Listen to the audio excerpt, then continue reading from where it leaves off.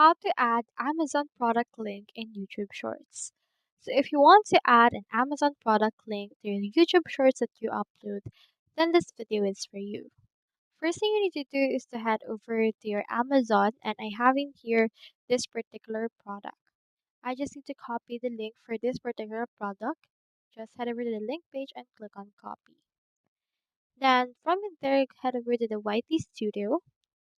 And from this part, head over and click on this plus icon right here. Then upload in here the video that you want as a short.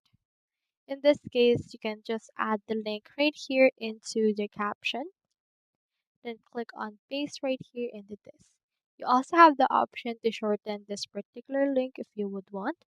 I'll just head over and then input right here this.